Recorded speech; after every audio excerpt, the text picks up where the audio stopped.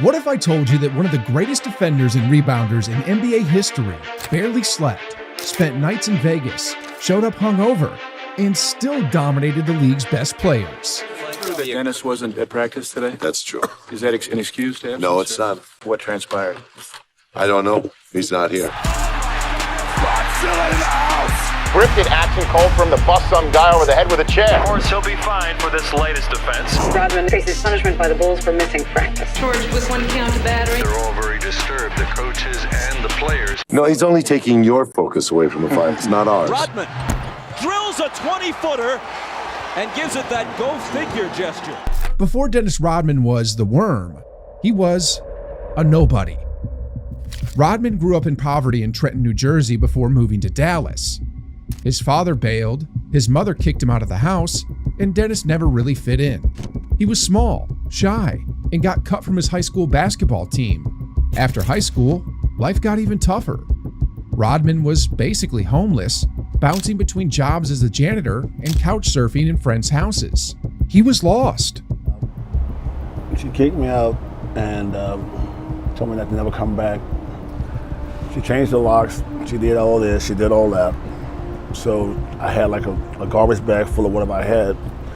I left the house and I just sat on the steps down the apartment complex and didn't know where to go. So basically I just went up to my friend's house. He said, you can stay in the backyard on the couch. And I said, that's cool. Outside on the couch. I said, that's cool, great. You know, so they didn't have enough beds in the house without the sleep on the floor, so it was a couch, so I just slept there a lot. And every day when I wake up, I go to a car wash, try to make some extra money, just have money in my pocket. Or I go to 7-Eleven, try to, fold boxes or throw bottles away and stuff like that, just $5 a day. And I just felt like that it was like more like, I didn't even think of that then, it's an abandonment. I didn't even think it like that. I just think, okay, great. But then, out of nowhere, a massive growth spurt kicks in. And at 20 years old, Rodman shot up more than half a foot, going from a 5'9" kid no one noticed to a 6'7" athletic freak. Suddenly, basketball wasn't just a dream. He eventually got his first shot at a tiny junior college in Texas, where his energy and defense grabbed attention. That hustle got him a scholarship to Southeastern Oklahoma State. I think that was like one of those breakthrough moments you have in your life, right? And that's what happened. These two guys came and knocked on the door, and like, they asked hey, is Dennis Rodman here? I said, no, he's not here. I'm standing right there, right? They said no. So, but there's two coaches from Southeast Oklahoma, and they came and wanted me to go try out for the team. In 3 seasons there, from 83 to 86, he averaged 25.7 points and 15.7 rebounds, and registered a .637 field goal percentage. Then came the miracle. The Detroit Pistons selected him in the second round of the 1986 NBA draft.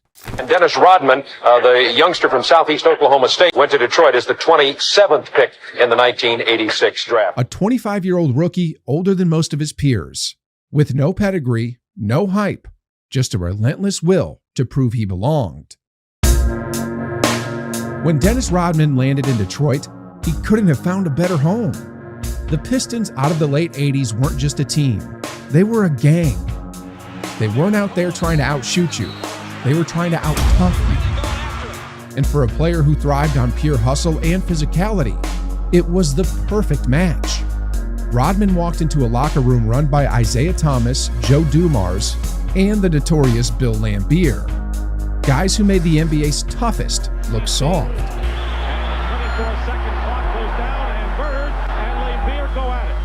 This was the birth of the Bad Boys, the team that turned defense and intimidation into an art form. And Rodman fit right in. He didn't need plays called for him. He didn't need to score 20 points a night. All he needed was a body to guard and a rebound to chase.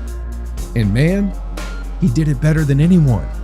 Rodman would dive into the stands, throw himself on the floor. His motor never stopped. This dude was counting the rotations on the ball on every player.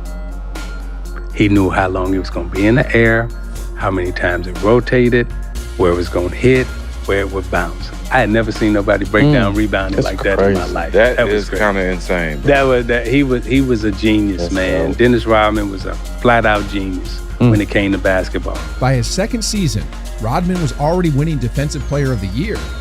He became the ultimate weapon against players like Larry Bird, Magic Johnson, and eventually Michael Jordan. The Pistons unleashed him like a bulldog, and he made life miserable for superstars every night. I don't know. We have a lot of valuable players. I don't know if we have a more valuable player than Dennis Rodman.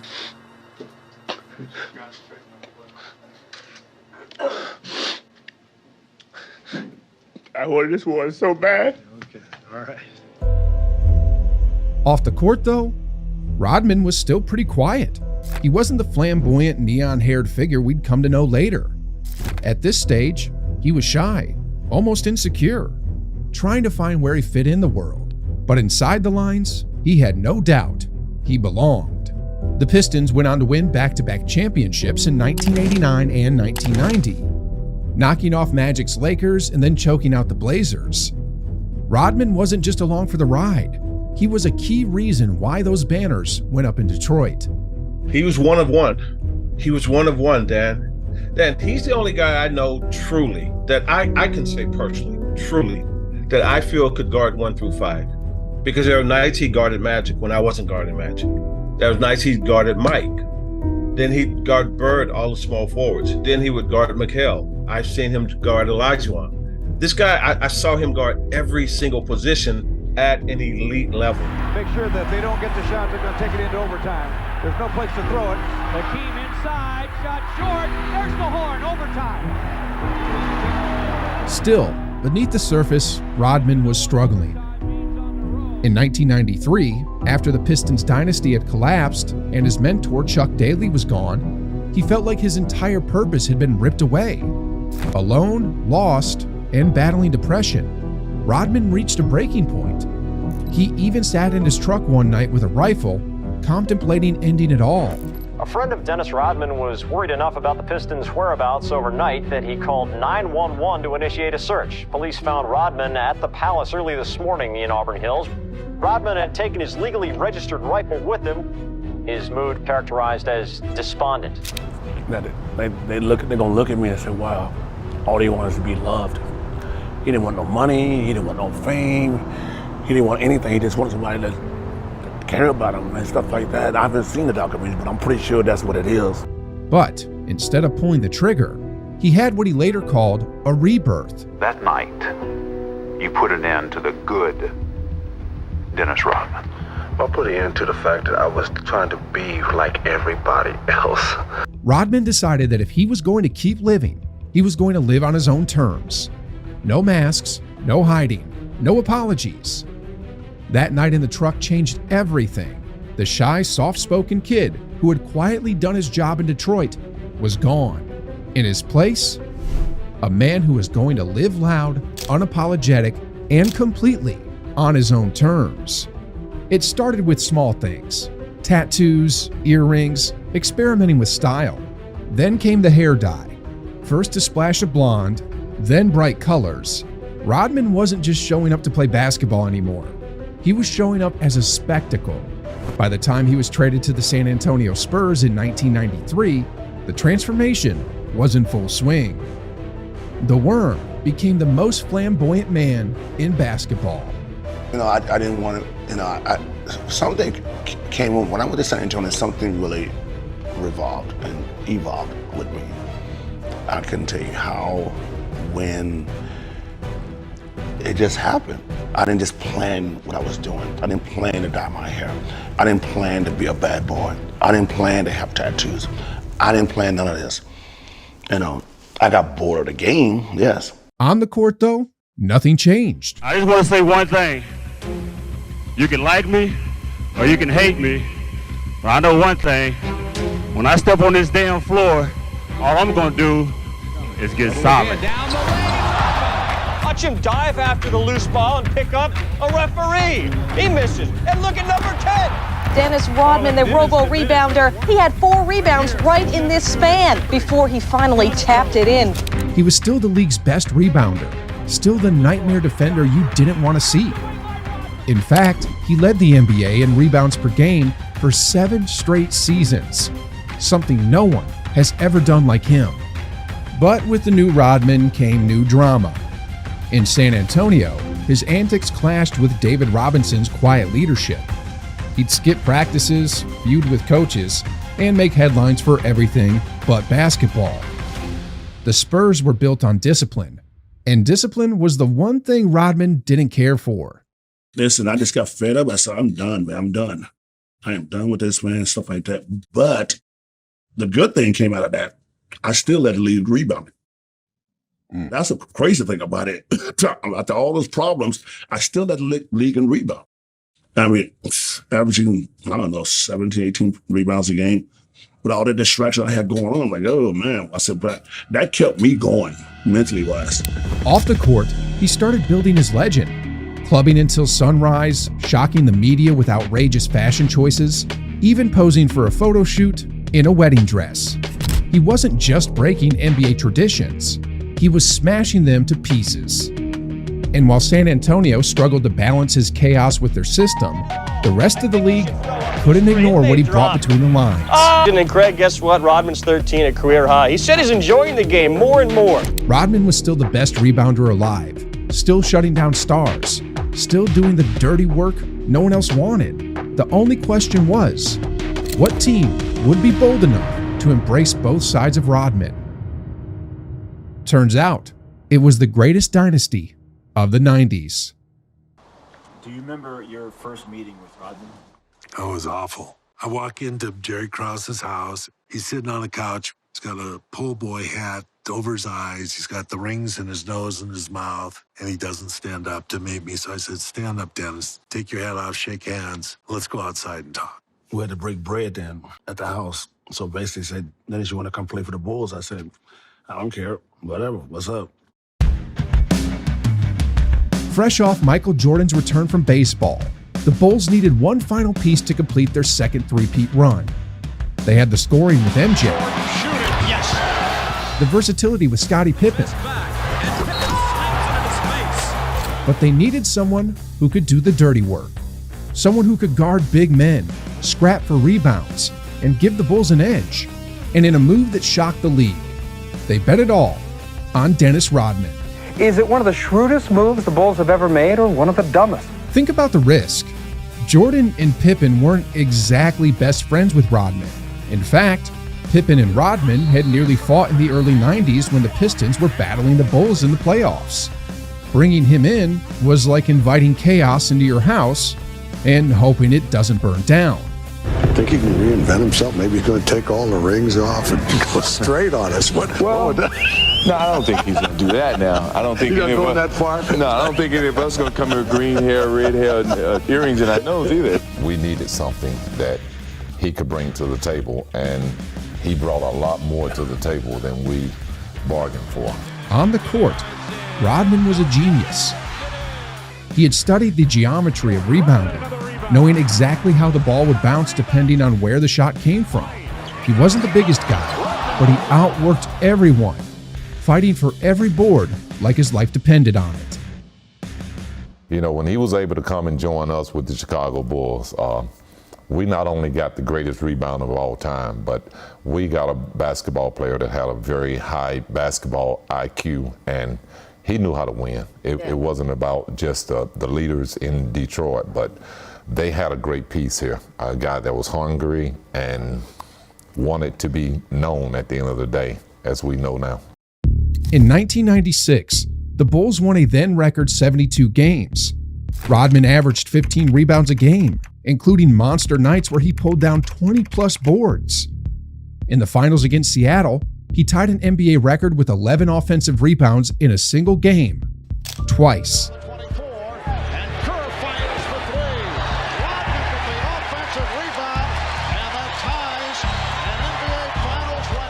He was dominating the boards.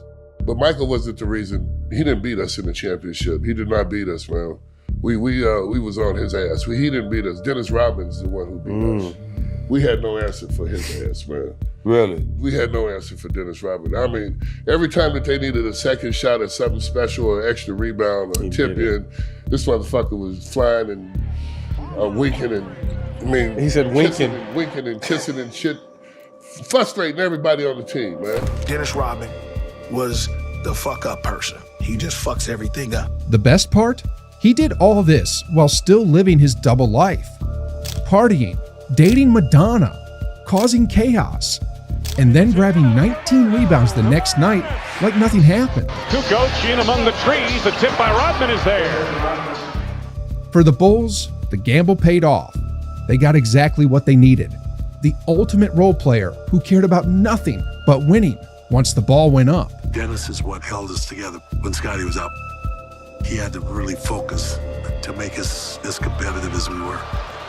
We adapt, and we adapt quickly, and we're off and running. If Rodman was outrageous on the court, he was downright unbelievable off it. Chicago didn't just get the best rebounder in basketball. They also inherited the most unpredictable rock star the NBA had ever seen. First, there was his relationship with Madonna. She didn't just date Rodman. She encouraged him to embrace his wildest self. Tattoos, piercings, fashion statements that made headlines. Rodman leaned all the way into being different.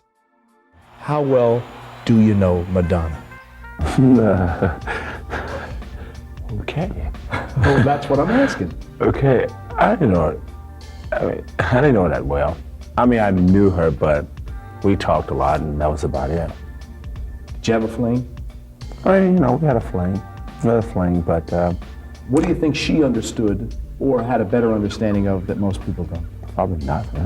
Nothing at all. Probably when she first met me, it's probably the same as right now. Later came Carmen Electra, another tabloid favorite relationship that kept him on the front page as often as the sports page. Then came the Vegas stories. In the middle of the Bulls' 1998 championship run, Rodman literally disappeared from the team. He just left. Where? Las Vegas. We look at Dennis and said, Dennis, what are you going to do? He says, well, I need to go to Vegas.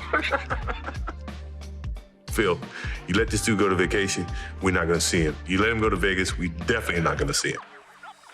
So he looks at Dennis and says, Dennis, well, can your vacation be like 48 hours?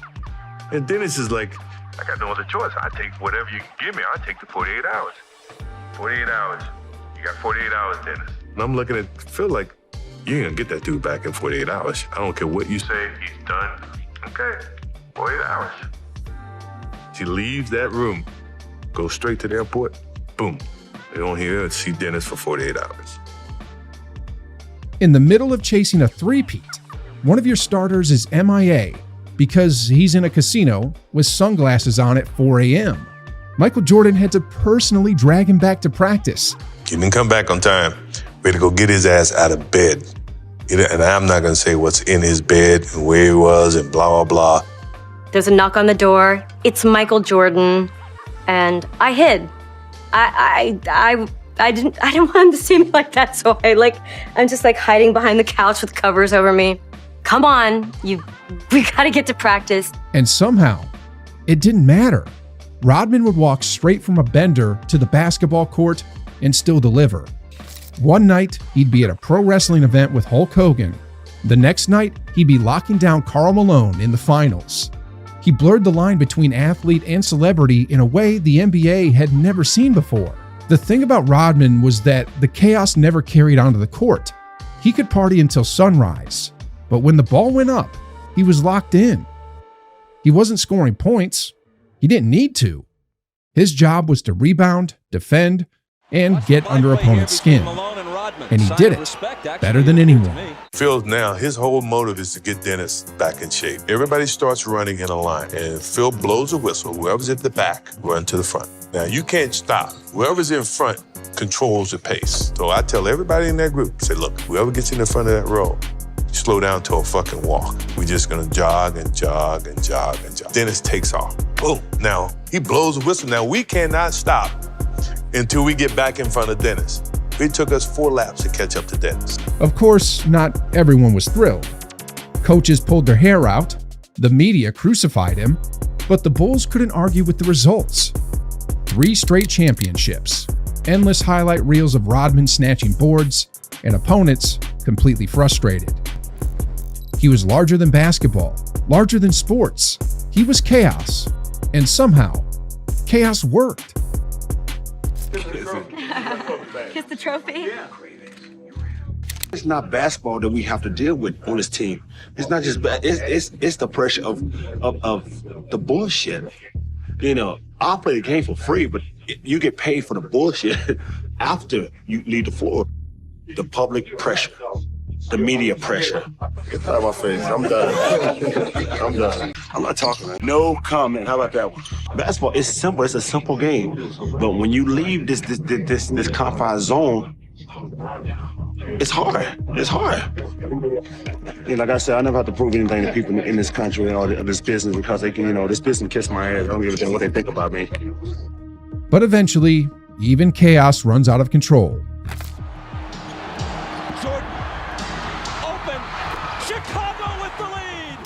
When the Bulls dynasty broke apart in 1998, Rodman's chaos was suddenly harder to control. Without Jordan, Pippen, and Phil Jackson keeping him focused, the cracks showed. He bounced around to the Lakers and Mavericks, but the magic wasn't the same. The rebounds were still there, but the structure wasn't. By the early 2000s, Rodman was out of the league, but his story didn't end there. Rodman became more than a basketball player. Reality TV appearances, wild interviews.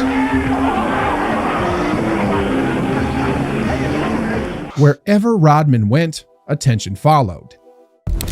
And yet, when people look back at his basketball career, one thing is clear: nobody played the game like Dennis Rodman.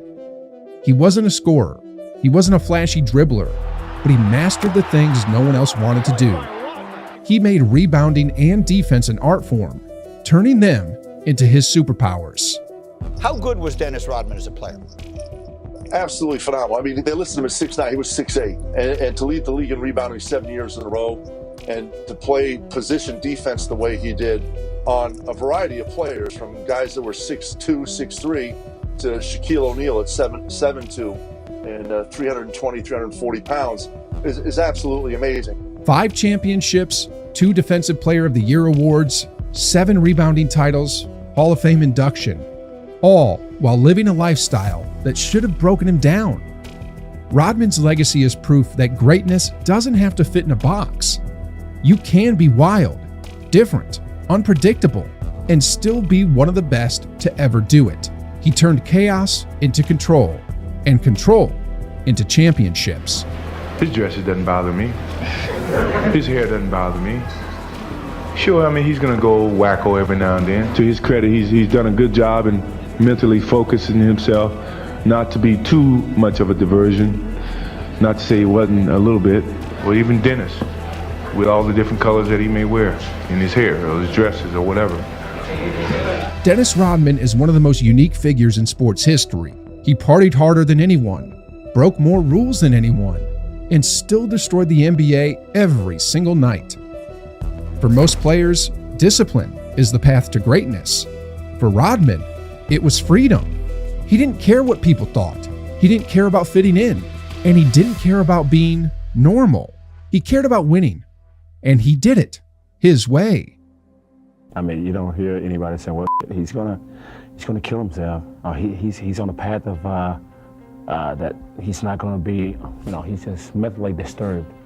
If I'm mentally disturbed, why do I do a job on a floor that people hate to do and do it great? How does that work?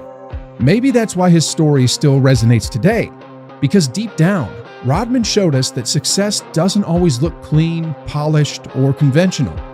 Sometimes it's messy, loud, chaotic, and unforgettable.